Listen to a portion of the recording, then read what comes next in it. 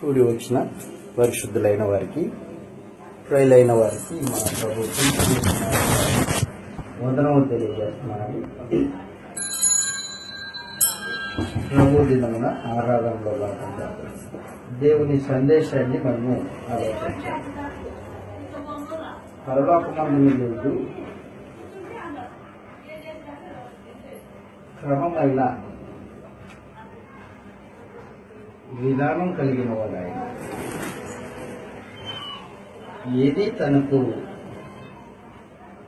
ఇష్టం వచ్చినట్లు అంటే జిగ్జాగ్గా కాకుండా,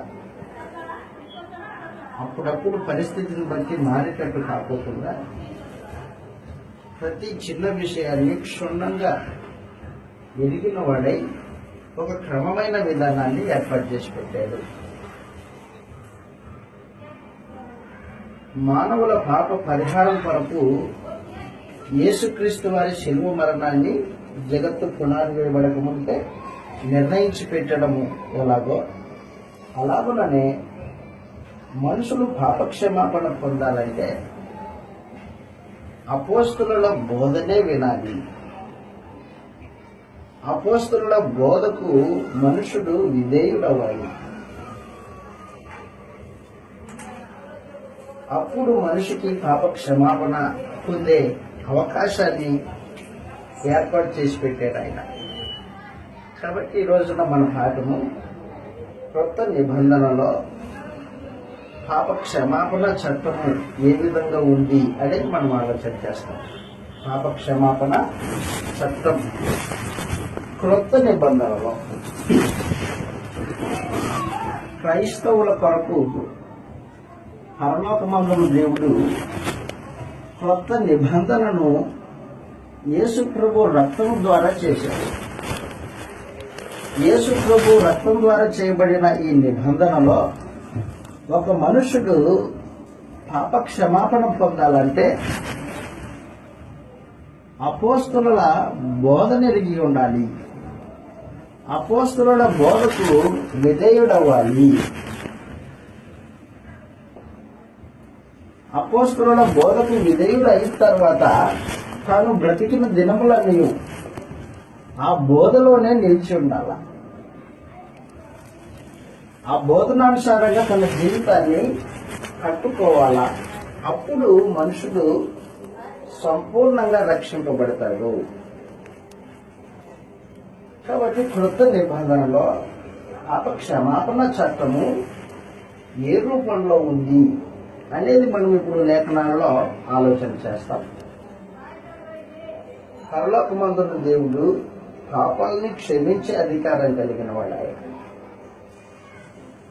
మానవుల యొక్క పాపమును క్షమించే అధికారం ఎవరికి ఉందంటే దేవుడికి ఉంది. దేవుడైనా ఒక మనిషి యొక్క పాపాన్ని క్షమించాలంటే పాప పరిహారం జరిగితేనే క్షమిస్తాడు. ఎందుకంటే దేవుడు న్యాయవంతుడు. దేవుడు న్యాయవంతుడు. పాపమునకు తగిన శిక్ష విధింపకుండా పాపి అయిన వారిని క్షమించలేదు దేవుడు. ఆయనకు అసాధ్యమని. జడ్జి నాడు లోపంలో నేరస్తుడి బోన్లో నిలబడినప్పుడు వారి నేరం రుజువైన తర్వాత వారిని క్షమించడానికి వీలు లేదు. వారి నేరమునకు తగిన శిక్ష వేసిన తర్వాత క్షమించవచ్చు. అప్పుడు నిర్దోషి అని తేల్చవచ్చు. అలాగే పరమందున దేవుడు న్యాయవంతుడు. మానవుని పాపమునకు తగిన శిక్ష విధించకుండా నీతిమంతునిగా మనుషుని ఎంచలేడు ఆయన. పాపమునకు శిక్ష విధింపబడితేనే మనుషుడు నీతిమంతుడు అవుతాడు, ప్రాయశ్చిత్తం కలుగుతుంది అన్నమాట. కాబట్టి మనుషుడు దేవుని చేత నిర్దోషి అని ఎంచబడాలంటే పాపానికి శిక్ష పడాలా. అందుకోసమే యేసు ప్రభువుని ఈ లోకానికి పంపించాడు. మనుషులందరి పాపములు యేసు ప్రభు మీద మోపి పాపానికి శిక్ష విధించాడు. ఆయన శరీరం నందు మన పాపములను మాను మీద మోసుకున్నాడు. కాబట్టి దేవుడు మనకు పాప పరిహారము జరిగించాడు అనేది వాస్తవం. ఈ పాప క్షమాపణ అనేది దేవుడు ఏర్పాటు చేసిన సంకల్పం ప్రకారంగా జరుగుతుంది. రెండవది, యేసు ప్రభు భూమి మీద ఉన్నప్పుడు ఇక్కడ ఒక వచనం మనం రాసుకుంటే మార్కు సువార్త 2వ అధ్యాయం. పాపములు క్షమించే అధికారం ఎవరికి ఉంది? దేవునికి ఉంది. మార్కు గారు రాసిన సువార్త 2వ అధ్యాయము. ఒక సందర్భంలో యేసుక్రీస్తు వారు శరీరధారిగా ఉన్న దినములలో పక్షవాయువు కలిగిన వాడిని బాగుపరిచాడు. 5వ వచనం చదువుతాం. మార్కు సువార్త 2వ అధ్యాయము 5వ వచనంలో యేసు వారి విశ్వాసం ఒక పక్షవాయువు కలిగిన వాడిని యేసు ప్రభు దగ్గరికి తీసుకొని వచ్చారు.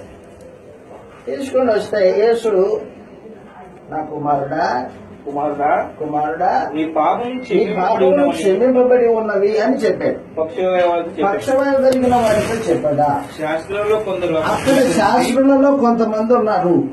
వారు ఇతను ఇట్లెందుకు చెప్పుతున్నాడు దేవదూషణ చేస్తున్నాడు కదా. దేవుడు ఒక్కడే తప్ప పాపము క్షమింపగలిగిన వాడు ఎవడు అని హృదయంలో ఆలోచన చేసుకోండి చాలు.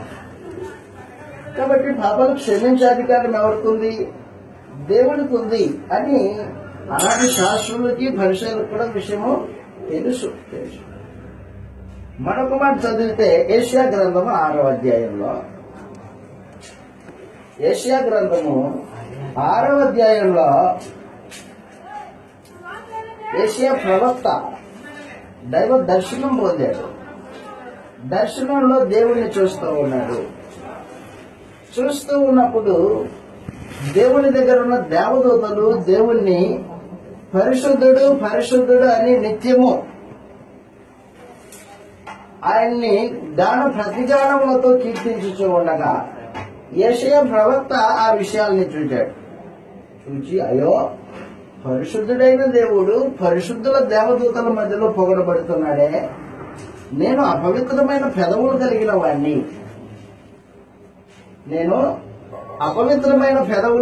వాణ్ణి నశించిపోతుంది అని అనుకుంటుంటే ఒక దేవదూత కారు నిప్పులు తీసుకుని వచ్చి యెషయా ప్రవక్త యొక్క పెదాలకి తగిలించింది, తాకియగానే యెషయా ప్రవక్త పరిశుద్ధుడయ్యాడు అని చెప్పాడు. చదువుతూ అక్కడ 3వ వచనంలో, 6వ అధ్యాయం 3వ వచనంలో వారు దేవదూతలు అన్నమాట. దేవుడు సముఖంలో నిలిచే దేవదూతలు వారు సైన్యములకు అధిపతి యెహోవా పరిశుద్ధుడు సర్వలోకము ఆయన మహిమతో నిండి ఉన్నది అని గొప్ప స్వరముతో గాన ప్రతిగానములు చేయించు ఉండగా వారి కంఠస్వరము వలన గడపకమ్ములు పునాదులు కదులుచు మందిరము ధూమము చేత నిండగా నేను అంటే యెషయా ప్రవక్త అన్నమాట. నేను అపవిత్రమైన పెదవుల్ని కలిగిన వాడనే, అపవిత్రమైన పెదవులు గల జనుల మధ్యను అపవిత్రమైన పెదవులు కలిగిన వాడిని అపవిత్రమైన జనుల మధ్యలో నివాసం ఉంటున్నాను. నేను నశించి తిని రాజును సైన్యములకు అధిపతి యెహోవాను నేను కనులారా చూస్తున్నాను, దేవుణ్ణి నేను కనులారా చూసి తిని అని అనుకోండి. అప్పుడు ఆ శరాపులలో ఒకడు, బాగా గుర్తుపెట్టుకోండి, శరాపులలో ఒకడు తాను బలిపీఠం దగ్గర కాలుతో తీసిన నిప్పుల చేత బలిపీఠం అంటే బలి పశువులు అర్పింపబడే స్థలం. వాటి యొక్క రక్తము బలిపీఠం మీద ప్రోక్షింపబడేది. బలిపీఠం దగ్గర ఉన్న కారు నిప్పులు తీసుకొని చేత పట్టుకొని నా యొద్దకు ఎగిరి వచ్చి నా నోటికి దాన్ని తగిలించి ఇది నీ పెదవులకు తగిలిన ఇది నీ పెదవులకు తగిలిన కనుక నీ పాపములకు ప్రాయశ్చిత్తమాయను. అదన్నమాట. పాపములకు ప్రాయశ్చిత్తము ఆయను అని చెప్పేసాడు.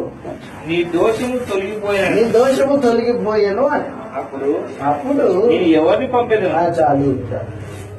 కాబట్టి యెషయా ప్రవక్త దర్శనంలో తాను అపవిత్రమైన పెదవులు కలిగిన వాడిని, అపవిత్రుల మధ్యలో నివాసం ఉంటున్నాను అని తనను గురించి తాను గ్రహించాడు. గ్రహించినప్పుడు దేవుడు ఏం చేశాడంటే కారు నిప్పులు, బలిపీఠం దగ్గర కారు నిప్పులు తీసుకొని వచ్చి ప్రవక్త యొక్క నోటికి తగిలించగానే నీ దోషములు, నీ పాపములు ప్రాయశ్చిత్తం చేయబడ్డాయి అని చెప్పేసి.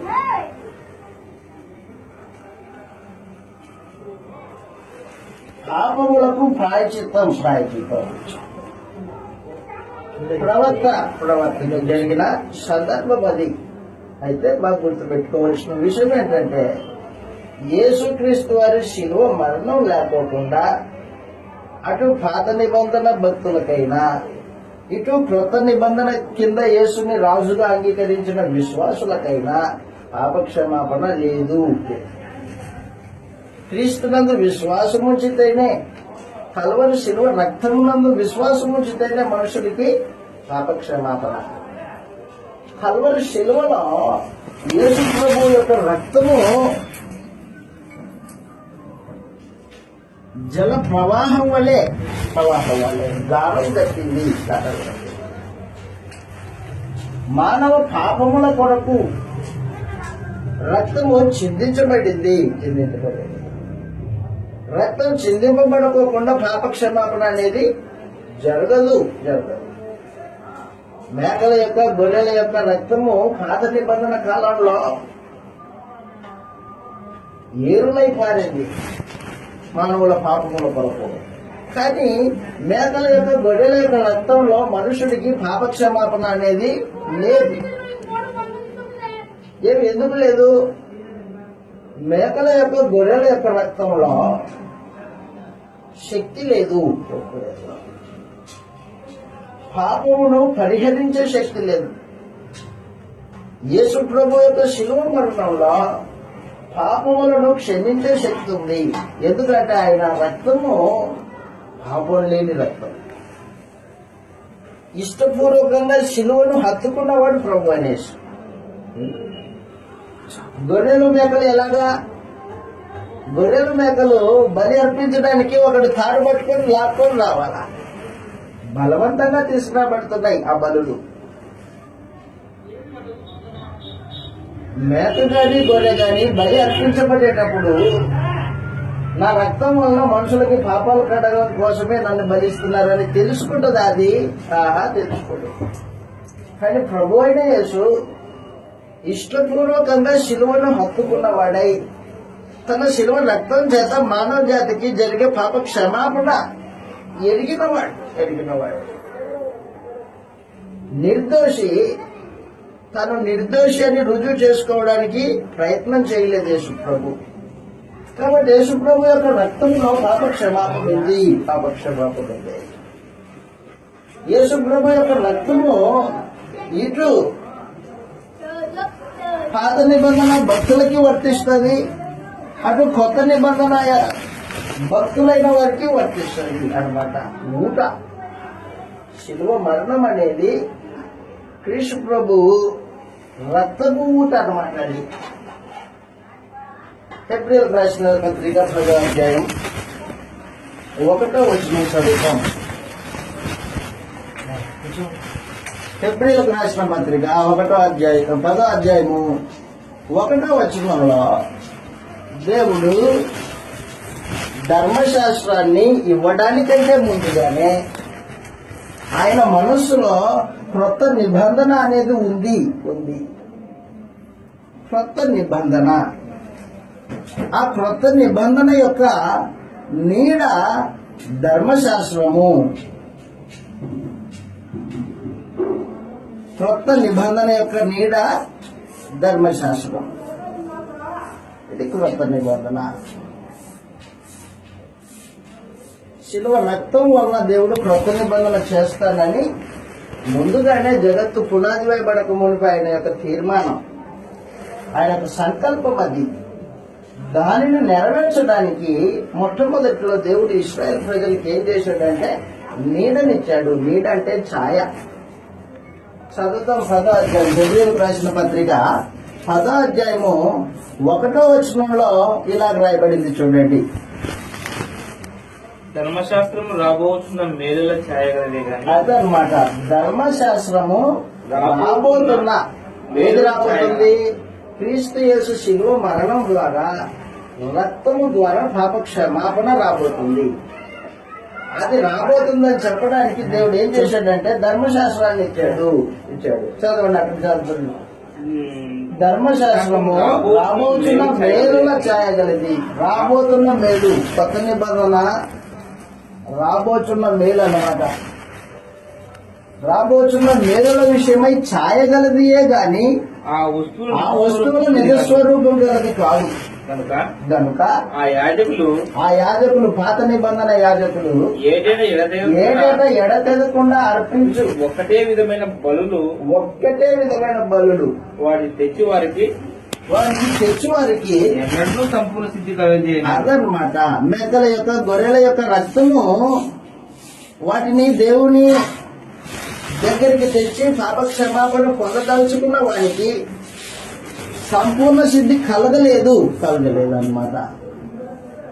సంపూర్ణ సిద్ధి కలగలేదు. కాబట్టి గొర్రెల యొక్క మేకల యొక్క రక్తం వలన పాప క్షమాపణ కలగదు అనేది వాస్తవం. సంపూర్ణ సిద్ధి కలగలేదు. అలాగూ చేయగలిగింటే సేవించు వారు ఒక్కసారే, బలులు అర్పించేవారు ఒక్కసారే శుద్ధపరచబడిన తర్వాత వారి మనస్సాక్షి పాపజ్ఞప్తి లేకోకుండా తీసివేయబడి ఉండేది అన్నది. ఉదాహరణకి ఒక అతను నా దగ్గర అప్పు తీసుకున్నాడు. 3 రోజులు తీస్తానన్నాడు. 3 రోజులు అయిపోయింది, నెల అయిపోయింది. ఇలా నేను కనిపించిన ప్రతిసారి అతనికి అదే జ్ఞాపకం వస్తుంది. అరే, నేను డబ్బు తీసుకున్నాను, 3 రోజులు ఇస్తానన్న నా మనిషితో, కానీ ఇయ్యలేదే అనేది జ్ఞాపకానికి వస్తుందంట ఆ మనిషికి. అన్నా, నువ్వు కనిపించినప్పుడల్లా నాకు అదే జ్ఞాపకం అవుతుందన్నా అంటాడు అతను. అలాగున్న ఇశ్రాయేలీలు వారు పాపం చేసినప్పుడు వారు అర్పించే బలుల వలన వారికి సంపూర్ణ సిద్ధి కలగలేదన్నమాట. బలి అర్పించే కొలది వారి పాపము జ్ఞాపకానికి వస్తూ ఉన్నాయి. బలులు అర్పించే కొద్దీ పాపాలు జ్ఞాపకానికి వస్తున్నాయి. పాప క్షమాపణ జరగాలంటే ఇది క్రీస్తు యేసునందు ఆయన రక్తం వలన ఊట తీయబడాల. ఊట అది పాత నిబంధన భక్తులకి, ఆ తర్వాత కొత్త నిబంధన యందు విశ్వాసం ఉంచే వారికి కూడా అది వర్తించేటట్టు దేవుడు ఏర్పాటు చేసి పెట్టాడు. చదువుతాం ఒకసారి హెబ్రీ పత్రిక 9వ అధ్యాయం 14వ వచనంలో, లేదా డైరెక్ట్ గా 9:15 హెబ్రీలకు రాసిన పత్రిక 9వ అధ్యాయము 15వ వచనంలో, ఈ హేతువు చేత మొదటి నిబంధన కాలంలో జరిగిన అపరాధముల నుండి, అబ్బా గుర్తుపెట్టుకోండి, ఈ హేతువు చేత మొదటి నిబంధన కాలంలో జరిగిన అపరాధముల నుండి విమోచనం కలుగుటకై మొదటి నిబంధన కాలంలో అంటే ధర్మశాస్త్ర కాలంలో అపరాధాలు జరిగాయి. మనుషులు అపరాధాలు చేశారు. వారి అపరాధములకు విమోచన లేదు. మరి బలులు అర్పించారు కదా, బలుల వలన వారికి విమోచన కలగల. మరి వారికి విమోచన క్రీస్తు యేసు శిలువ మరణంలోనే చెప్పాడు. విమోచన కలుగుటకై ఆయన మరణం పొందినందున, యేసు ప్రభు యొక్క మరణం వలన నిబంధన భక్తులకి విమోచన ఒక భాగము. రెండో చెప్తున్నాడు, పిలువబడిన వారు అంటే సువార్త వలన పిలువబడిన వారు, నిత్యమైన స్వాస్థ్యము కూర్చిన వాగ్దానం, సువార్త వలన పిలువబడిన వారు నిత్యమైన స్వాస్థ్యము, పరలోకంలో ఆస్తి. స్వాస్థ్యమును గురించిన వాగ్దానము పొందు నిమిత్తము పొందు నిమిత్తము ఆయన క్రొత్త నిబంధనకు ఆయన మధ్యవర్తి కొత్త ఉన్నాడు. నిబంధనకు మధ్యవర్తి అయ్యాడు యేసు ప్రభు అని చెప్పేశాడు. కాబట్టి యేసు ప్రభువు ఆయన శిలువ మరణం ద్వారా పాప క్షమాపణ ఏర్పాటు చేసి పెట్టాడు దేవుడు. ఆయన సంకల్పం అది. ఆయన సంకల్పం. ఇప్పుడు యేసు ప్రభు శరీరధారిగా ఉన్నాడు. మార్కు సువార్త 2వ అధ్యాయంలో 5వ వచనం మనం చదివాం కదా. ఆ సందర్భంలో యేసు శరీరధారిగా ఉన్నాడు. యేసు శరీరధారిగా ఉన్న కారణాన శిలువ మరణం రేపొద్దున పొందబోతాడు కాబట్టి మనుషుని పాపాన్ని క్షమించే అధికారం కలిగిన వాడై ఉన్నాడు. అదనమాట సమాచారం. రేపొద్దున శిలువ మీద మనుషులందరి పాపముల కొరకు శిలువ వేయబడతాడు కాబట్టి ఇప్పుడు తను బ్రతుకున్న దినాలలో పాపములను క్షమించే అధికారం యేసు ప్రభువుకి ఉంది అన్నమాట. చదువుతాం 2వ అధ్యాయం మార్కు సువార్త 2వ అధ్యాయం 6వ వచనంలో పాప క్షమాపణ అధికారము క్రీస్తు యేసు భూమి మీద ఉన్న దినాల్లో స్వయంగా కలిగి ఉన్నాడు.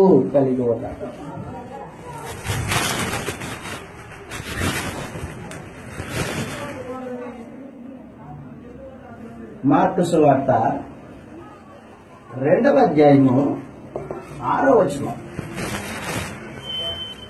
శాస్త్రులలో కొందరు అక్కడ కూర్చుని ఉండేది. శాస్త్రంలో కొంతమంది అక్కడ కూర్చుని ఉండేది. వారు ఇతను ఇట్లెందుకు చెప్పుచున్నాడు? ఏం చెప్పాడు? కుమారుడా, నీ పాపం క్షమింపబడి ఉన్నదే అని చెప్పాడు. ఇతడు ఇట్లెందుకు చెప్పుచున్నాడు? దేవదూషణ చేయుచున్నాడు కదా. దేవదూషణ చేయించున్నాడు కదా. దేవుడు ఒక్కడే తప్ప పాపము క్షమించగలవాడు ఎవడని పాపమును క్షమించగలవాడు ఎవడు అని తమ హృదయములలో ఆలోచించుకునేది. తమ హృదయములలో ఆలోచన చేసుకుంది. వారు తమలో తాము ఇలాగున ఆలోచన చేసుకునిరని యేసు వెంటనే తన ఆత్మలో తెలుసుకుని మీరు ఇలాంటి సంగతులు మీ హృదయంలో ఎందుకు ఆలోచన చేసుకుంటున్నారు? ఈ పక్షవాయువు గల వానితో పక్షవాయు కలిగిన వాడితో నీ పాపములు క్షమింపబడి ఉన్నవని చూసిన సులభమా? నీ పాపములు క్షమింపబడి ఉన్నవని చెప్పుడు సులభమా? నీవు లేచి నీ పరుపెత్తుకొని నడుమని చెప్పుడు సులభమా? నీవు లేచి నీ పరిపెత్తుకొని నడుమని చెప్పుట సులభమా? అయితే పాపము క్షమించుటకు భూమి మీద మనిషి కుమారునికి అధికారం కలదని అదన్నమాట. యేసు ప్రభు భూమి మీద ఉన్న దినాలలో పాపాలు క్షమించే అధికారం కలిగిన వాడు. పాప క్షమాపణ క్షమించే అధికారం కలిగిన వాడు ప్రభు. తన అధికారాన్ని సుమారు తన బ్రతికున్న దినాలలో 3 సార్లు వినియోగించాడు. 3 సార్లు ఈ తన అధికారాన్ని ప్రభు యేసు వినియోగించాడు. మొదటి సందర్భం మార్కు సువార్త 2వ అధ్యాయము మనం చదివిన సందర్భం, మొదటి సందర్భం. 2వ సందర్భము యోహాను గారు రాసిన సువార్త 8వ అధ్యాయము 8వ వచనం చదువుతాం. యోహాను గారు రాసిన సువార్త 8వ అధ్యాయము 8వ వచనం నుండి చదివితే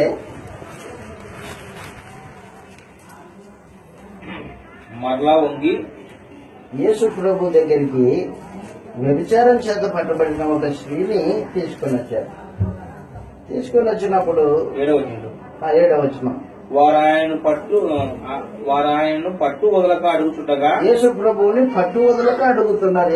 ఏమి పాపం చేసింది కదా, ఈమెను రాళ్లతో పట్టమని ధర్మశాస్త్రం చెబుతుంది, మరి నువ్వేమంటావు అని అడిగారు. పట్టు వదలక అడుగుతుంటే యేసు ప్రభు అన్నాడు, ఆయన తల ఎత్తి చూచి మీలో పాపం లేని వాడు మొట్టమొదట ఆమె మీద రాయి వేయుడని చెప్పగా మరలా వంగి నేల మీద రాయించుండెను.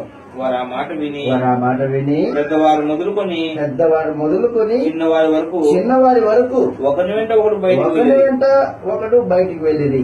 యేసు ఒక్కడే మిగిలి యేసు ప్రభు ఒక్కడే మిగిలిపోయాడు. ఆ స్త్రీ మధ్య ఆ స్త్రీ మధ్యన నిలబడి ఉండెను. యేసు తల ఎత్తి చూచి, అమ్మా వారెక్కడున్నారు ఎవరు నీకు శిక్ష విధింపలేదా అని అడిగినప్పుడు ఆమె లేదు ప్రభువా అందుకు యేసు నేను నీకు శిక్ష విధింపను నువ్వు వెళ్ళి ఇక పాపం చేయకమని ఆమెకు చెప్పాను. పాపాలు క్షమింపబడిన ఆమె ఇక మీద నువ్వు పాపం చేయొద్దమ్మా అని యేసు ప్రభు చెప్పి పంపించేశాడు.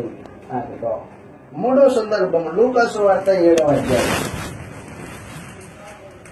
లూకా గారు రాసిన సువార్త 7వ అధ్యాయము 47వ వచనం చదువుతాం. లూకా గారు రాసిన సువార్త 7వ అధ్యాయం. యేసు ప్రభు భూమి మీద ఉన్న దినాలలో, ఆయన శరీరధారిగా ఉన్న దినాలలో పాపాలు క్షమించే అధికారం కలిగిన వాడై ఉన్నాడు.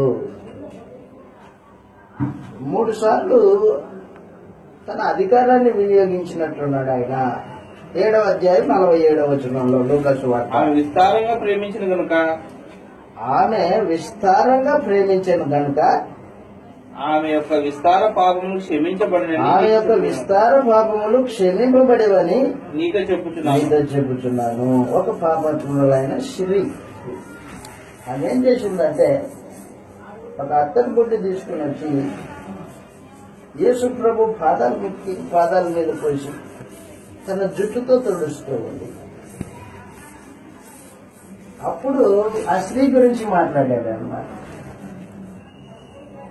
నీ పాపములు క్షమింపబడి ఉన్నవి 48వ వచనంలో. నీ పాపములు క్షమింపబడి ఉన్నవని ఆమెతో అనెను. కాబట్టి యేసు ప్రభు భూమి మీద శరీరధారిగా ఉన్న దినములలో పాప క్షమాపణ అధికారం కలిగిన వాడై ఉన్నాడు. తన అధికారాన్ని వినియోగించుకున్నాడు ఆయన. లూకా గారు రాసిన సువార్త 23వ అధ్యాయం 43వ వచనం. లూకా గారు రాసిన సువార్త 23వ అధ్యాయము 43వ వచనంలో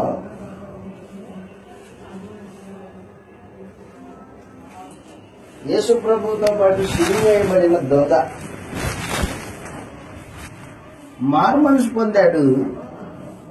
పొంది యేసు నీ రాజ్యంలోకి వచ్చినప్పుడు నన్ను జ్ఞాపకం చేసుకో అని కోరుకున్నాడు. అప్పుడు యేసు అతనితో అన్నాడు, అందుకైన వానితో నేడు నీవు నాతో కూడా పరదేశంలో ఉంది అని అన్నమాట. పాపాలు క్షమించాడు. నేడు నీవు నాతో కూడా పరదేశంలో ఉండు అని నిశ్చయంగా నీతో చెప్తున్నాడు. కాబట్టి యేసు ప్రభు భూమి మీద ఉన్న దినములలో పాపాలు క్షమించే అధికారం కలిగిన వాడై ఉన్నాడు. ఎప్పుడైతే యేసు ప్రభు శిలువ మీద చనిపోయాడో, మనుషులందరి పాపముల కొరకు తన రక్తమును చిందించాడో, అప్పుడు పాప క్షమాపణ మానవ జాతికి అందరికీ అంటే ఎవరైతే యేసు రక్తాన్ని ఆశ్రయిస్తారో వారికి, యేసు రక్తాన్ని ఆశ్రయించని వారికి పాప క్షమాపణ లేదు. వాడి పాపాలు అలాగే నిలిచి ఉంటాయి. వాడు నిత్య నాశనం అనే దండన అపవాదితో పాటు అనుభవించబోతాడు. యేసు ప్రభు రక్తాన్ని ఆశ్రయించిన వాడి పాపాలు క్షమింపబడతాయి. ఆయన బ్రతుకుల దినాల్లో ఆయన నోటి మాట ద్వారా పాప క్షమాపణ జరిగింది. ఆయన శిలువ మరణం పొందిన తర్వాత ఆయన రక్తమునందు విశ్వాసం ఉంచే వారికి పాప క్షమాపణ జరిగే ఏర్పాటు చేశాడు. దేవుడు ఏర్పాటు చేశాడు. పాపాలు క్షమించే అధికారము క్రీస్తు ప్రభు రక్తానికి ఉంది. క్రీస్తు ప్రభు రక్తానికి ఉంది. ఇప్పుడు క్రీస్తు శిలువ మరణముల గురించి ప్రకటించే వాళ్ళు అపోస్తలుడు. యేసు ప్రభు యొక్క శిలువ మరణం గురించి ప్రకటించే వాళ్ళు అపోస్తలుడు. అపోస్తలుల మాటలలో, ఆ మాటల యందు విశ్వాసం ఉంచిన వాడు పాప క్షమాపణ పొందే భాగ్యం కలిగి ఉండాలి. ఇప్పుడు పాప క్షమాపణ ఎక్కడి నుండి ఎక్కడికి వచ్చింది మీకు అర్థమవుతుందా? మొదటిగా దేవుడు ఆ అధికారం కలిగి ఉన్నాడు. 2, ప్రభు అయిన యేసు ప్రభు భూమి మీద శరీరధారిగా ఉన్న దినములలో పాప క్షమాపణ అధికారం కలిగి ఉన్నాడు. ఆయన మరణించి తిరిగి లేపబడ్డాడు. లేపబడిన తర్వాత పాపాలు క్షమింపబడాలంటే అపోస్తలుల బోధ వినాలి. అపోస్తలులకు ఆ అధికారం అనుగ్రహించాడు ప్రభు అయిన యేసు. తాను తిరిగి లేచిన తర్వాత పాప క్షమాపణ గురించి ప్రకటించాడు. లూకా గారు రాసిన సువార్త 24వ అధ్యాయము. యేసు ప్రభు తిరిగి లేపబడిన తర్వాత అపోస్తలులకు తో మాట్లాడుతూ ఇలాగంటున్నాడు. చూడండి, లూకా గారు రాసిన సువార్త 24వ అధ్యాయం 46, 47 వచనాలలో. లూకా గారు రాసిన సువార్త 24వ అధ్యాయము 46, 47 వచనాలలో. యేసు శ్రమపడి, క్రీస్తు శ్రమపడి అంటే శిలువ మరణం పొంది అన్నమాట. శ్రమపడడం అంటే శిలువ మరణం పొందడం. క్రీస్తు శ్రమపడి 3వ దినమున మృతులలో నుండి లేచననియు యెరూషలేము మొదలుకొని సమస్త జనములలో ఆయన పేరట మారు మనసును పాపక్షమాపణను ప్రకటింపబడునని వ్రాయబడి ఉన్నది. ఈ సంగతులకు మీరే అంటే అపోస్తలులు. కాబట్టి యేసు ప్రభు పేరిట మనుషులు పాపక్షమాపణ పొందే అవకాశము దేవుడు ఏర్పాటు చేసి పెట్టాడు. దయచేసి గుర్తుపెట్టుకోండి, భూమి మీద ఒకడు పాపక్షమాపణ పొందాలంటే యేసు ప్రభు అధికారంలో లోబడాల్సిందే. నీ దాన ధర్మాలు, నీ ప్రార్థనలు, నీ జీవితంలో నువ్వు చేసిన సత్క్రియలు, మంచి కార్యక్రమాలు నిన్ను పాపాలు క్షమింపబడలేవు. వాటి వల్ల పాపాలు క్షమింపబడవు. దేవుడు క్రీస్తు యేసు శిలువ మరణాన్ని ఏర్పాటు చేసి పెట్టాడు. ఆయన అధికారం కిందకి ఒకటి వస్తేనే పాపాలు క్షమింపబడతాయి, లేకపోతే లేదు. మంచోడయా, అందరికి మంచి చేశాడు, అయినా లేదు. క్రీస్తుని నమ్ముకున్నాడా? ఆయన రక్తంలో పాపాలు కడిగేసుకున్నాడా? అయితే ఉంది. కాబట్టి దేవుడు మానవుల కొరకు ఒక క్రమమైన పాపాలు క్షమింపబడడానికి ఒక క్రమమైన విధానాన్ని కలిగి ఉన్నాడు. ఆయన విధానంలో నుండి మనుషుడు పాప క్షమాపణ పొందాల్సిందే తప్ప వారికి ఇష్టం వచ్చినట్లు ఏవో మంచి కార్యక్రమాలు చేసి పాప క్షమాపణ పొందుతానంటే వారి వెరితనం అది, వారి అవివేకం అది. అవివేకం. యోహాను గారు రాసిన సువార్త 20వ అధ్యాయము. యేసు ప్రభు తిరిగి లేచిన తర్వాత ఆయన శిష్యుల యొద్దకు వచ్చి వారితో ఇలాగంటూ ఉన్నాడు. యోహాను గారు రాసిన సువార్త 20వ అధ్యాయం ప్రత్యేకించి 22, 23 వచనాలలో ఆయన మాట చెప్పి, యోహాను గారు రాసిన సువార్త 20వ అధ్యాయం 22, 23 వచనాలలో శిష్యులకు అతికించి వారికి కొన్ని సంగతులు చెప్పాడు. ఆయన వారితో ఈ మాట చెప్పి వారి మీద ఊది పరిశుద్ధాత్మను పొందుడి. మీరు ఎవరి పాపం క్షమించుతురో అదనమాట. మీరు అంటే ఎవరు? వాళ్ళు అపోస్తలులు. మీరు ఎవరి పాపములను క్షమింతురో అవి వారికి క్షమింపబడును. ఎవరి పాపములు మీరు నిలిచి ఉండనిత్తురో అవి నిలిచి ఉండని వారికి చెప్పాను. అవి నిలిచి ఉండునని వారితో చెప్పాను. ఇప్పుడు పాప క్షమాపణ అధికారము అపోస్తలులకి అనుగ్రహింపబడింది. మీరు ఎవరి పాపములు నిలిచి ఉండనిత్తురో ఆ పాపాలు నిలిచి ఉంటాయి. మీరు ఎవరి పాపములు క్షమింతురో అవి వారికి క్షమింపబడును అని వారితో చెప్పాను. కాబట్టి దయచేసి గుర్తుపెట్టుకోండి, అపోస్తలుల బోధ వినపోకుండా పాప క్షమాపణ పొందే ఏర్పాట్లు దేవుని దగ్గర లేవు, సంపూర్ణంగా లేవు. వారు ఎవరైనా కానీ అపోస్తలుల బోధకు విధేయత కనపరిచితేనే వారి పాపాలు క్షమింపబడతాయి, లేకపోతే లేదు. కాబట్టి అపోస్తలులకి ఆ అధికారము ప్రభుయేసు ఉపయోగించాడు. ఈ అపోస్తలులు నేడు మన మధ్యలో లేరు, అపోస్తలులు శరీరధారిగా ఉన్న దినాలలో మొదటి శతాబ్దంలో ఒకడు రక్షింపబడాలంటే దర్శనం ద్వారా రక్షణ లేదు. నాకు దేవుడు కనిపించాడు, యేసుప్రభు కనిపించాడు, దర్శనంలో నా పాపాలు క్షమించాడు అన్నాడు. దర్శనాల ద్వారా పాపాలు క్షమింపబడవు. నువ్వు ఎంత పెద్ద ప్రార్థనా పరుడైనా, నువ్వు ఎన్ని దాన ధర్మాలు చేసిన వాడవైనా, నీ ఇల్లంతటితో పాటు నువ్వు దేవుని ఎందుకు భక్తి కలిగి ఉన్నా పాపక్షమాపణ లేదు. అపోస్తలులు బోధించేనే పాపక్షమాపణ.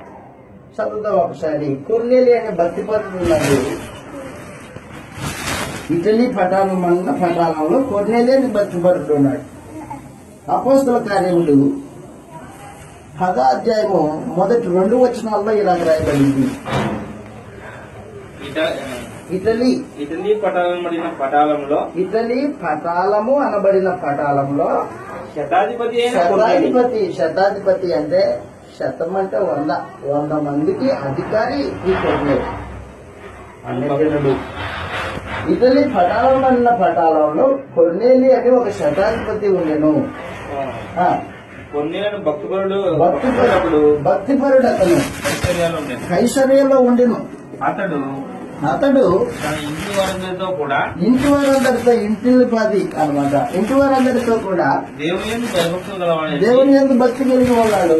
ప్రజలకు బహుధర్మం అంట, మామూలు ధర్మం కాదు అది. బహుధర్మాలు చేశాడు.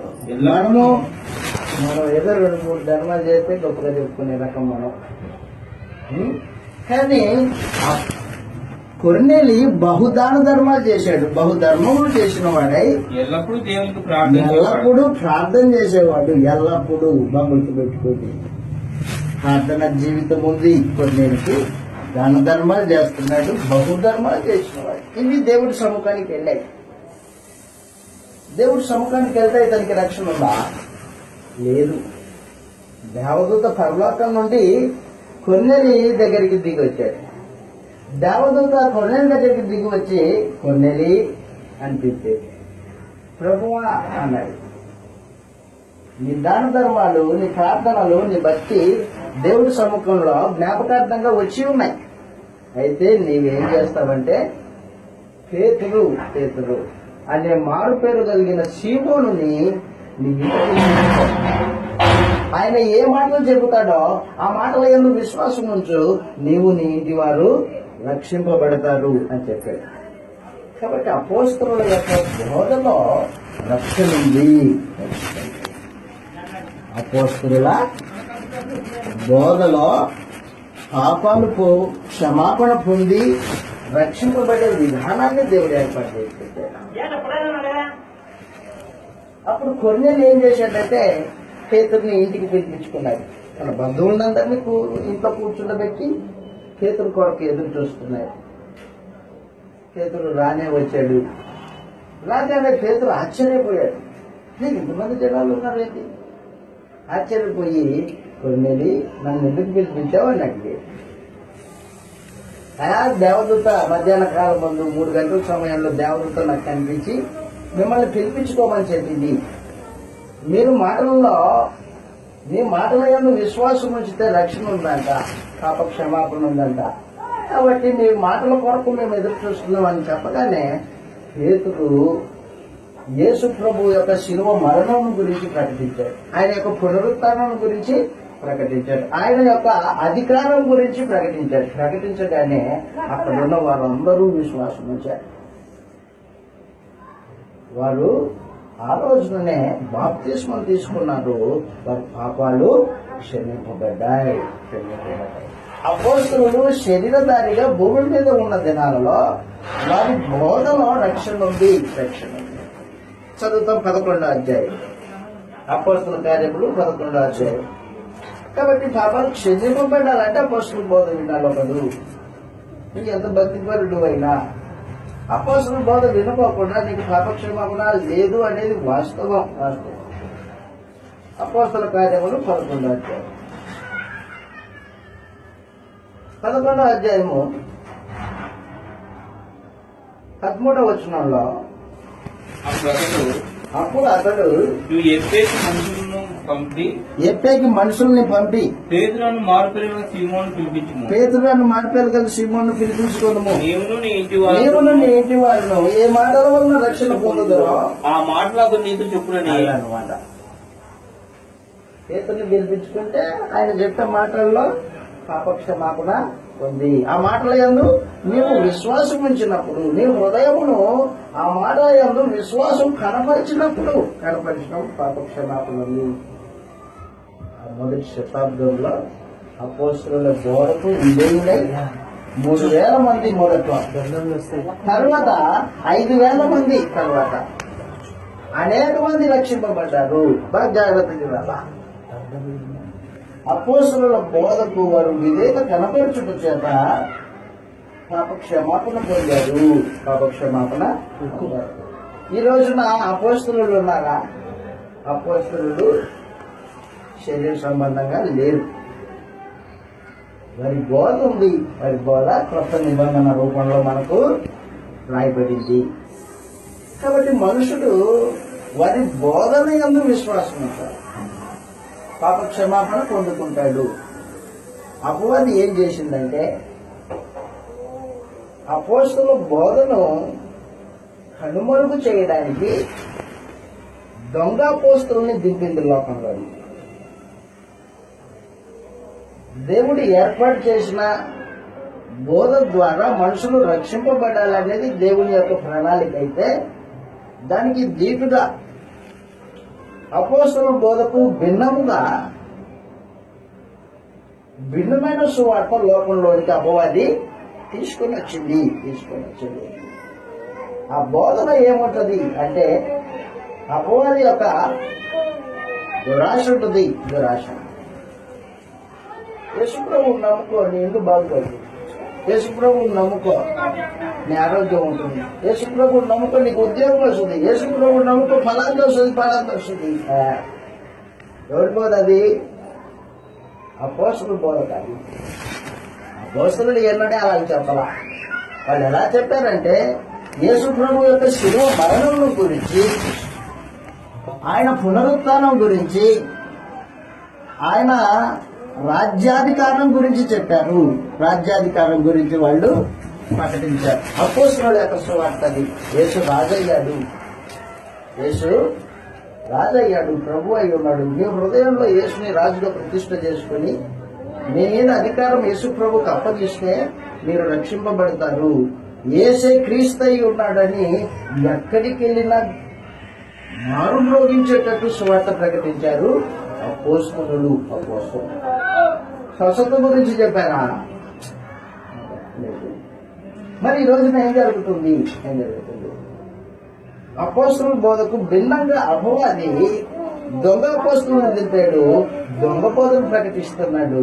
ఆ బోధ ఏంటో నీకు తెలియకపోతే ఆ బోధలోనే విశ్వాసం ఉంచి నేను రక్షింపబడ్డానని మాయలో ఉండి చచ్చిపోతావు. పాపాలు క్షమింపబడలేదు నీకు. చదువుతాం కొరింథీయులకు రాసిన మొదటి పత్రిక, క్షమించండి 2వ పత్రిక 11వ అధ్యాయం. కొరింథీయులకు రాసిన 2వ పత్రిక 11వ అధ్యాయంలో దేవుడు అపోస్తలుల బోధ ద్వారా పాప క్షమాపణ ఏర్పాటు చేసి పెడితే అపవాది దొంగ అపోస్తలుని దింపి దేవుడి ప్రణాళికకు తూట్లు పడేటట్టు కార్యక్రమాలు జరిగిస్తున్నాడు వాడు. 11వ అధ్యాయము కొరింథీయులకు రాసిన 2వ పత్రిక 11వ అధ్యాయము 13వ వచనం చదువుతాం.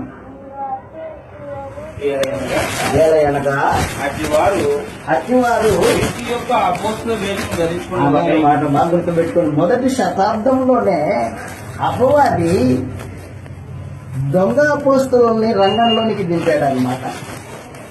కాబట్టి సువార్త ఏది పడితే అది సువార్త కాదు.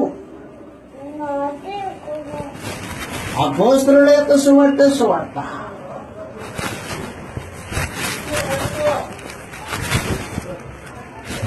వారు అపోస్తల కార్యములు అట్టివారు అపోస్తల కార్యములు కొరింథీయులకు రాసిన 2వ పత్రిక 11వ అధ్యాయము 13వ వచనం లాంటి వారు క్రీస్తు యొక్క అపోస్తల వేషం ధరించుకున్న వారై క్రీస్తు యొక్క అపోస్తలుల వేషము ధరించుకున్న వారై వారయుండి దొంగ అపోస్తలులను దొంగ అపోస్తలులను మోసగాండ్రకు పనివారునే ఉన్నారు. దొంగ అపోస్తలులు మోసగండ్రకు పనివారినై ఉన్నారు. ఇది ఆశ్చర్యం కాదు. ఇది ఆశ్చర్యం కాదు. సాతాను తానే వెలుగుదూత వేషం ధరించుకుని ఉన్నాడు అన్నాడు. కనుక వారి పరిచారకులు వారి పరిచారకులు అపవాది యొక్క పరిచారకులు నీతి పరిచారకులు నీతి పరిచారకుల యొక్క వేషం ధరించుకుని ఉన్నారు. గొప్ప సంగతి కాదు. గొప్ప సంగతి ఏం కాదు. మీకు అర్థం కాకపోతుంది అన్నాడు అనమాట. గొప్ప సంగతి ఏం కాదది. వారి క్రియలు చొప్పున కాబట్టి పాపాలు క్షమింపబడాలంటే అపోస్తలుల బోధ యందు మనుషులు విశ్వాసం ఉంచాలి. అపోస్తలుల బోధ యందు విశ్వాసం ఉంచిన వాడు తన జీవితాన్ని మార్చుకోవాలి. మీరు సిలువేసిన యేసుని దేవుడు ప్రభువుగాను క్రీస్తుగాను నియమించను అనే మాట్లాడినప్పుడు పేతురు గారు ఆ రోజున 3,000 మంది వారి హృదయాల్లో పొడవబడిన వారై అయ్యా మేమేం చేయాలి అని అడిగారు. పేతుర్ని అక్కడ మా అపోస్తలుని అడిగారు. అడిగితే అప్పుడు పేతురు గారు ఏమని మాట్లాడారంటే, మీరు మారు మనసు పొంది మీ పాప క్షమాపణ నిమిత్తము ప్రతివాడు యేసు ప్రభు నామమున బాప్తిస్మం పొందుడి, అప్పుడు మీరు పరిశుద్ధాత్మ వరమును పొందుదురు అని చెప్పేసి. కాబట్టి పాప క్షమాపణ అపోస్తలుల బోధ యందు విశ్వాసం ఉంచి బాప్తిస్మం పొందితే పాపాలు క్షమింపబడతాయి. అపోస్తల కార్యాలు 2వ అధ్యాయం 36వ వచనంలో, అపోస్తల కార్యములు 2వ అధ్యాయము 36వ వచనంలో, మీరు సిలువేసిన ఈ మీరు యేసునే సిలువేసిన ఈ యేసునే దేవుడు దేవుడు ప్రభువుగాను క్రీస్తుగాను నియమించెను. క్రీస్తుగాను నియమించను. ఇది ఇశ్రాయేలు వంశమందు రూఢిగా ఇశ్రాయేలు వంశమంతా తెలుసుకున్నవారు రూఢిగా తెలుసుకున్న వాళ్ళని చెప్పాను. చెప్పండి.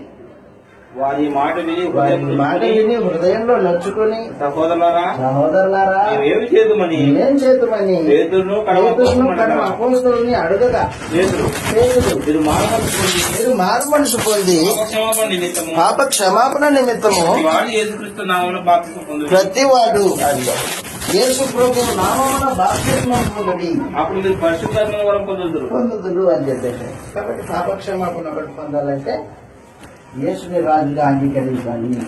రాజు అంటే దేవుని కుమారుడు అని అర్థం. యేసు దేవుని కుమారుడైన క్రీస్తు అని ఎవరైతే నమ్మి బాప్తిస్మం పొందుతారో వారి పాపాలు క్షమింపబడ్డాయి. వారు తమ పాపముల నుండి విమోచింపబడ్డారు. కాబట్టి నువ్వు విన్న సువార్త ఏదో ఒకసారి ఆలోచన చెయ్యి. గుడ్డిగా వెళ్ళొద్దు. నువ్వు విన్న సువార్త అపోస్తలుల సువార్తేనా? ఆ అపోస్తలుల సువార్తకు నీ హృదయపూర్వకంగా నీవు లోబడ్డావా? లోబడిన వాడవైతే జీవితం మార్చబడుతుంది.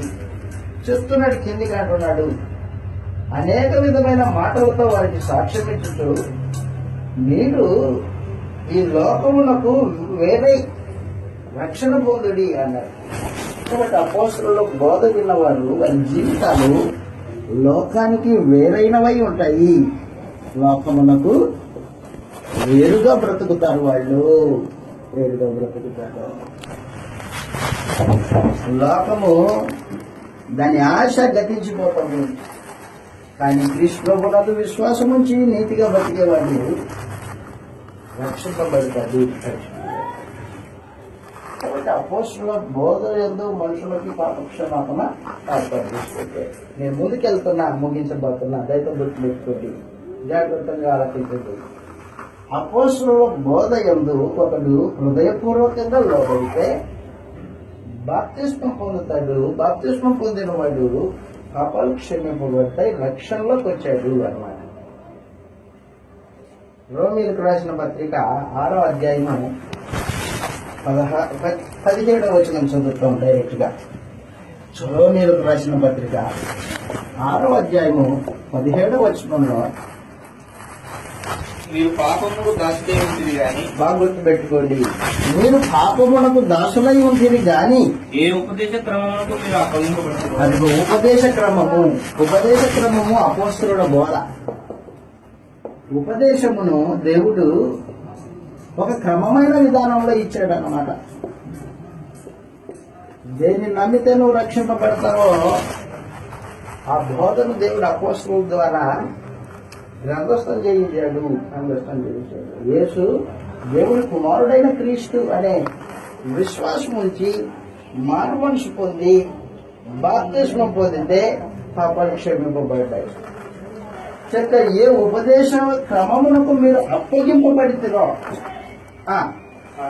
దానికి ఏ ఉపదేశ క్రమమునకు మీరు అప్పగింపబడుతురో దానికి హృదయపూర్వకంగా లోబడిన వారే అన్నమాట. సగ హృదయం కాదు, కొంతమంది సగం హృదయంతో ఏదో అందరూ చెప్పారు నేను బాప్తిసం పొందాను, ఆయన ఏదో చెప్పాడు నేను నమ్మాను కాదు. ఉపదేశ క్రమములోనికి మనుషుడు రావాలి. దాని ఎందుకు లోబడి సంపూర్ణ హృదయంతో ఉపదేశ క్రమమునకు విధేయత కనబరచాలి. విధేయత అంటే లోబడాలి. అప్పుడు పాపాలు క్షమింపబడతాయి. లోకానికి వేరుగా బ్రతకాలి.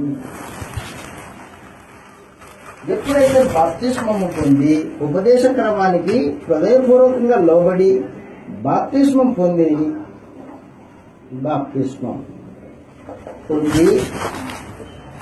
దేవుని రాజ్యంలోనికి ప్రవేశించావో, ఎవరైతే బాప్తిస్మం పొందారో వారు దేవుని రాజ్యంలోనికి ప్రవేశిస్తారు. దేవుని రాజ్యం అంటే సంఘము ఒకే సంఘమే దేవుని సంకల్పంలో ఉండదు. ఆ సంఘము క్రీస్తు సంఘమైంది. కాబట్టి బాప్తిస్మం పొందిన వాడు దేవుని రాజ్యంలోనికి ప్రవేశిస్తాడు. దేవుని రాజ్యంలోకి వచ్చిన తర్వాత తన తెలివిలేనితనంతోనూ లేకపోతే తన అజ్ఞానంతోనూ కాలు జారి తప్పు చేశాడు అనుకో, మరి అతనికి పాపక్షమాపణ ఎలాగూ? క్రీస్తులోనికి రాకమునుపైతే పాపాలు చేశాడు. ఆ పాపములకు క్షమాపణ క్రీస్తు శిలువ మరణం ముందు విశ్వాసం ఉంచుట చేత బాప్తిస్మంలో కడగబడ్డాయి. రైట్, అయిపోయింది. మరి వచ్చిన తర్వాత పొరపాట్లు తప్పు చేశాడు. తప్పు చేసే పరిస్థితి ఏంటి? ఒక నిబంధనలో పాపక్షమాపణ చట్టం ఏర్పాటు చేసి పెట్టాడు. ఏంటంటే నువ్వు ఎప్పుడైతే దేవుని రాజ్యంలో ప్రవేశించిన తర్వాత పొరపాటున తప్పు చేస్తే, పాపం చేస్తే, నీ పాపమునకు ప్రాయశ్చిత్తము చేయడానికి పరలోకంలో యేసు ప్రభువు దేవుని సముఖాన నిల్చున్నాడు. అయ్యా ఎరుసలు తప్పు చేశాడు, ఒప్పుకున్నాడండి, ఇదిగో ఎరుసలం కొరకు నా రక్తము అని పరలోకంలో యేసు ప్రభువు పొరపాటున అజ్ఞాన తెలివిలేనితనంతో చేసిన పాపములకు యేసు ప్రభు మన పక్షాన దేవుడి సముఖంలో విజ్ఞాపన చేయడానికి ఆయన నిల్చున్నాడు అన్నమాట. పాపం చేసిన వాడు తన పాపములకు పశ్చాత్తాపడి మనసుకు మార్చుకొని దేవుని ఎదుట కనిపిస్తాడు. తన తప్పిదాన్ని ఒప్పుకొని వెలుగులో జీవితాన్ని కొనసాగించితే, నీతివంతుడిగా బ్రతుకుతూ ఉంటే దేవునితో అన్యోన్య సహవాసం అలాగే నిల్చుంటది. యేసు ప్రభు యొక్క రక్తము ప్రతి పాపము నుండి వాడిని కడిగేస్తుంది. చదువుదాం చూడండి, యోహాను గారు రాసిన మొదటి పత్రిక 4వ అధ్యాయం 1వ అధ్యాయం 5వ వచనంలో. యోహాను గారు రాసిన మొదటి పత్రిక 1వ అధ్యాయము 5వ వచనంలో దేవుని రాజ్యంలో ప్రవేశించిన తర్వాత ఒకడు తన అజ్ఞానం చేత తెలియనితనంతో పాపం చేస్తే ఆ పాపమునకు ప్రాయశ్చిత్తం ఉంది. 1వ అధ్యాయము 5వ వచనంలో మేము ఆయన వలన విని మేము మీకు ప్రకటించే వర్తమానం ఏమనగా ఆయన వెలుగై ఉన్నాడు, దేవుడు వెలుగై ఉన్నాడు, ఆయన ఎందుకు చీకటి ఎంత మాత్రం చీకటి ఎంత మాత్రము లేదు, ఆయనతో కూడా సహవాసం కలవారమని చెప్పుకుని చీకట్లో నడిచిన చీకట్లో అంటే పాపంలో నడిచిన ఎడల మనం అబద్ధమాడుచు సత్యమును జరిగింపక ఉందుము. అయితే ఆయన వెలుగులో ఉన్న ప్రకారము దేవుడు వెలుగులో ఉన్న ప్రకారము మనమును వెలుగులో నడిస్తే మనం అన్యోన్య సహవాసం గలవారమై ఉందుము. మనము అన్యోన్య సహవాసం కలవారమై ఉందుము. కుమారుడైన యేసు రక్తము అప్పుడు ఎప్పుడు నీవు నీ పాపాన్ని ఒప్పుకొని మారుమనిషి పొంది క్రీస్తు యేసునందు కన్నీరు కార్చినప్పుడు నువ్వు వెలుగులో నడుస్తూ ఉండాలా. సరే జరిగిపోయింది, ఓకే వదిలేయి, తప్పు జరిగింది కదా వదిలేయి, మార్పు పొందు, వెలుగులో నడుచుకో. జీవితం పడిపోయాను కదా పడిపోయినట్టుగా ఉండొద్దు, తిరిగిలే చెప్పాడు. మనం వెలుగులో నడిచిన ఎడల ఆయనతో దేవుడితో అన్యోన్య సహవాసం గలవారమై ఉన్నప్పుడు అప్పుడు యేసు రక్తము ప్రతి పాపము నుండి మనం పవిత్రంగా చేయాలి. అప్పుడు ప్రతి పాపం నుండి నేను తెలియకుండా చేసిన నీ అజ్ఞాన కృతములకు యేసు ప్రభు యొక్క రక్తము పాప ప్రాయశ్చిత్తము జరిగించేదై ఉంది. హెబ్రీయులకు రాసిన పత్రిక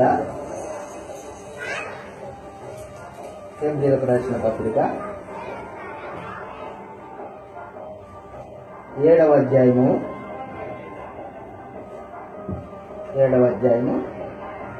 25వ వచనం చదివితే ఒక మాట ఇలాగ రాయబడింది. దానికంటే ముందు 10వ అధ్యాయం, హెబ్రీయులకు రాసిన పత్రిక 10వ అధ్యాయము 10వ వచనం.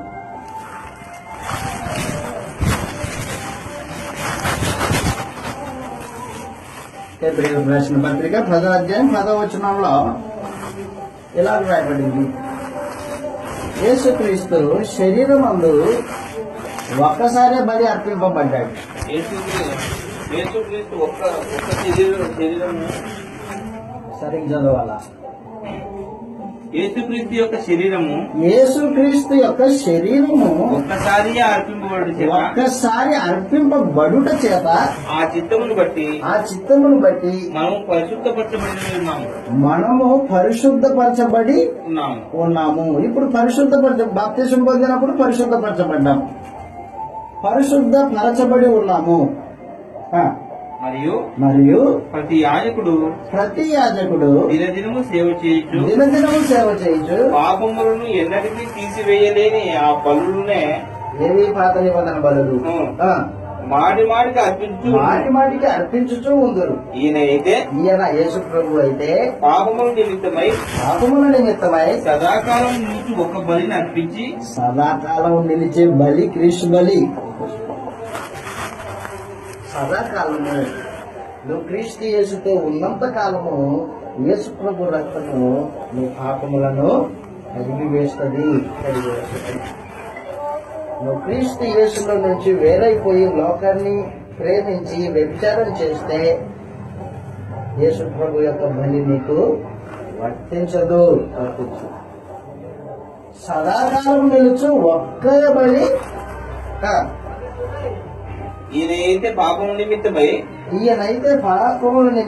సదాకాలం నుంచి ఒక బలిని అర్పించి అప్పటి నుండి తన శత్రువులు తన పాదములకు పాదపీఠంగా చేయబడి వరకు కనిపెట్టుచు దేవుని కుడిపార్శ్వమున ఆశీనుడాయను. 7వ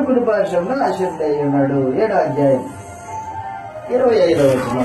దేవుని కుడిపార్శ్వమున ఆశీనుడై ఉన్నాడు. ఏం చేస్తున్నాడు? 25వ వచనం 7వ అధ్యాయం హెబ్రీ పత్రిక 7వ అధ్యాయం 25వ వచనంలో 7వ అధ్యాయం 25వ వచనం. ఈయన యేసుక్రీస్తు తన ద్వారా దేవుని యొద్దకు వచ్చు వారి పక్షమున విజ్ఞాపన చేయుటకు నిరంతరము జీవించుచున్నాడు అన్నమాట. నిరంతరం జీవించే యాజకత్వం చేస్తున్నాడు. యేసు ప్రభు నిరంతరం జీవిస్తున్నాడు. మన పక్షాన దేవుడి సముఖంలో విజ్ఞాపన చేస్తున్నాడు, యాజకత్వం చేస్తున్నాడు. ఇది యజ్ఞం చేసే తప్పు, ఆ తప్పు ఇది రక్తం అని. కాబట్టి క్రైస్తవులకు మాత్రమే ఈ పాప క్షమాపణ చట్టము వర్తిస్తుంది, అందరికి వర్తించదు. క్రీస్తు యేసునందు విశ్వాసం ఉంచి అపోస్తలుల బోధకు హృదయపూర్వకంగా లోబడితేనే ఈ పాప క్షమాపణ చట్టం నీకు వర్తిస్తుంది, లేకపోతే వర్తించదు. కానీ మనుషులు వారికి ఇష్టం వచ్చినట్టు ఏ బోధ పడితే ఆ బోధ చేసేవాళ్ళు ఉన్నారు. ఆ బోధలు నుండి మేము బాప్తిస్మం పొందాం, మేము రక్షణ పొందాం అని మోసపోతున్నారు. దేవుని యొక్క నియమం ఏంటో ఇలాగుంటే అపవాది పెట్టిన అబద్ధపు బోధలలో అపోస్తలులు కాకుండా దొంగ అపోస్తలుల యొక్క బోధనలో మనుషులు మగ్గిపోతున్నారు. కాబట్టి పాప క్షమాపణ చట్టము కొత్త నిబంధన అనుసారంగా దేవుడు ఏర్పాటు చేసిన విధానం ఇది. అయితే ఒక మాట, దేవుని రాజ్యంలోకి వచ్చిన తర్వాత బుద్ధిపూర్వకంగా పాపం చేస్తే ప్లాన్ వేసుకొని పాపం చేస్తే ఆ పాపం మనకు యేసు రక్తం పనిచేయదు. అజ్ఞానకృతం అయితే నీకు తెలియని తనం వల్ల తప్పు చేసావు అనుకో, తెలియదు తప్పు చేసావు, దానికైతే యేసు రక్తము వర్తిస్తుంది. నువ్వు తెలిసి ప్లాన్ వేసుకొని ఇదిగో ఇది ఇలాగైతే ఇలాగవుతుంది, ఇలాగైతే ఇలాగవుతుంది అని ప్లాన్ వేసుకొని నువ్వు పాపం చేసావనుకో, దానికి పాప క్షమాపణ లేదు. యేసు రక్తము పనిచేయదు. అంత శక్తివంతమైన రక్తం పనిచేయకుండా పోతుందా? అవును, పనిచేయదు. ఎందుకు? నువ్వు తెలిసి ప్లాన్ వేసుకొని చేసావు కాబట్టి పనిచేయదు, నీకు వర్తించదు. మరి వాడి పరిస్థితి ఏంటి? వాడు తీర్పు దినం వరకు భయంతో ఎదురు చూస్తూనే ఉన్నారు. కాబట్టి మనలో ఎవరునూ బుద్ధిపూర్వకంగా పాపం చేయకూడదు అనేది ఈ సందేశం యొక్క ఉద్దేశం. 2, నువ్వు పొందిన బాప్తిస్మము రక్షణ అనేది అపోస్తలుల బోధనానుసారంగా దేవుడు పాప క్షమాపణ చట్టము క్రీస్తు యేసుకు మొదటిగా ఆ అధికారము క్రీస్తు ప్రభువుకి ఇచ్చాడు. క్రీస్తు ప్రభువు నుండి అపోస్తలులకి అనుగ్రహింపబడింది. అపోస్తలుల యొక్క బోధలో మనుషులు మనుషులు విశ్వాసం ఉంచినప్పుడు వారి పాపాలు క్షమింపబడతాయి. ఇప్పుడు అపోస్తలులు లేరు, లేఖనాల రూపంలో ఉన్నారు. లేఖనాలు చదివి అపోస్తలుల బోధనానుసారంగా నీవు బాప్తిస్మం పొందితే నీ పాపాలు క్షమింపబడతాయి. పాపాలు క్షమింపబడిన తర్వాత నువ్వు దేవుని రాజ్యంలో ప్రవేశించావు. దేవుని రాజ్యంలో ప్రవేశించిన నీవు బుద్ధిపూర్వకంగా పాపం చేయకూడదు. నీకు తెలియని తరంలో, తెలియలేని పరిస్థితుల్లో తప్పు జరిగితే దానికి యేసు ప్రభు మన పక్షాన విజ్ఞాపన చేస్తాడు. తెలిసి చేస్తే లేదు. చదవండి ఒకసారి హెబ్రీయులకు రాసిన పత్రిక 6వ అధ్యాయం 4వ వచనంలో ఈ సమాచారం రాయబడింది మన నిమిత్తం. హెబ్రీయులకు రాసిన పత్రిక 6వ అధ్యాయము 4వ వచనము, ఒకసారి వెలిగింపబడి చీకట్లో నుండి యేసు ప్రభు సువార్త ద్వారా వెలిగింపబడడం అన్నమాట. అది ఒకసారి వెలిగింపబడి పరలోక సంబంధమైన వరములను రుచి చూచి పరిశుద్ధాత్మలో పాలిభాగస్తులై దేవుని దివ్య వాక్యమును రాబో యుగ సంబంధమైన శక్తులను ప్రభావమును అనుభవించిన తర్వాత తప్పిపోయిన వారు తమ విషయమై యేసుని మరలా సిలువ వేయాలన్నమాట. దేవుని కుమారుని మరలా సిలువ వేస్తూ బాహాటంగా ఆయన అవమానపరుస్తూ ఉన్నారు కనుక మారు మనసు పొందుటకు అట్టి వారిని మరలా నూతన పరచుట అసాధ్యము.